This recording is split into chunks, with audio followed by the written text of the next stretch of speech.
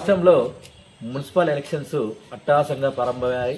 హుస్నాబాద్ పట్టణంలో కౌన్సిలర్ అభ్యర్థులు ఎవరికి వారు లెక్కలేసుకుంటూ వార్డులో విస్తృతంగా ప్రచారం చేస్తున్నారు. ప్రచారంలో భాగంగా మనం ఇప్పుడు 7వ వార్డులో ఉన్నాం. 7వ వార్డులో మాటూరు రేణుక ఒక మహిళ పోటీ చేస్తుంది.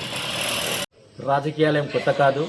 వీరి మామ మాటూరి బాలరాజ్ గత 40 సంవత్సరాలుగా టీడీపీలో సామాన్య కార్యకర్తగా చేరి అంచెలంచెలుగా ఎదుగుతూ 2 సార్లు వార్డు సభ్యులుగా గెలుపొందారు. ఈ వార్డు ప్రజలతో సన్నిహిత సంబంధాలున్నాయి.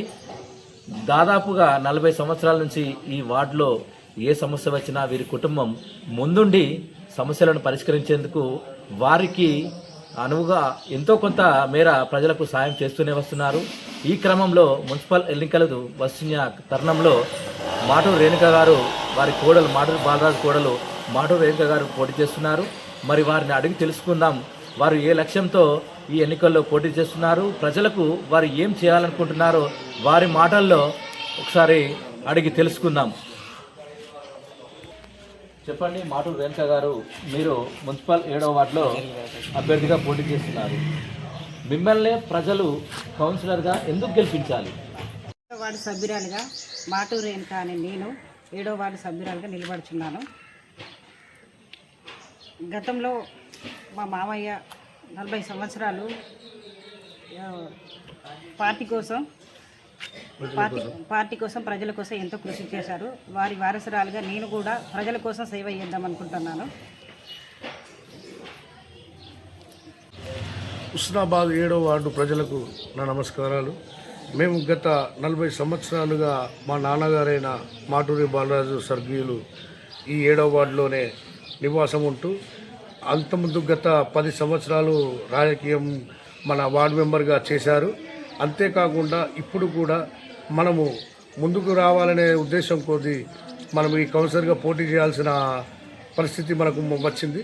ఇప్పుడు దీనికి గాను మన ప్రజలందరూ మనకి ఏ విధంగానైనా సాయమైనా మన ఎనీ టైం ఏ రాత్రి అయినా పగలైనా మన వాడలో ఉంటూ ఎలాంటి పరిస్థితుల ప్రభావం ఉన్న దాన్ని లెక్క చేయకుండా మళ్ళీ వెళ్ళి వాళ్ళకు పరిష్కారాన్ని ముందు తీసుకురావాలని కృతజ్ఞతతో చెప్పుకుంటూ వారికి ఎలాంటి పనులున్నా వారింటికే రాత్రి పగలు అనేది లేకుండా మన సొంత ఇంటి కుటుంబంలాగా పనిచేసుకుంటూ మీ అందరితో నేను కలిసి ముందుకు సాగాలని ఈ ఒక్కసారి మన కౌన్సిలర్గా మనకు చూసి మీరు ఎందుకనంటే బయటి వారు వచ్చి మన వార్డులో పోటీ చేయడం కాదు, మన వార్డులో మనం ఉన్నాము, మనకు సంబంధాలు ఉన్నాయి, మనకు ఏ రాత్రి పగలైనా కానీ తలుపు కొట్టి వచ్చినా మనము పరిష్కరించే పరిస్థితి ఉంటుంది.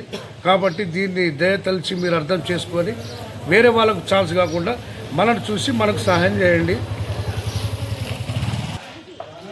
7వ వార్డు ప్రజలకు మా విజ్ఞప్తి ఏమనగా ఈ ఒక్కసారి మా భార్య అయిన మాటూరి రేణుక గారిని గెలిపించి మీ అమూల్యమైన ఓటు వేసి గెలిపిస్తే మీకు అందుబాటులో ఉండి ప్రతి విషయాల్ని మేము మీతో భాగస్వామ్యంగా పంచుకొని మీ బాధను మా బాధగా అనుకొని పరిష్కరించాల్సిన అవసరం మాకుంది.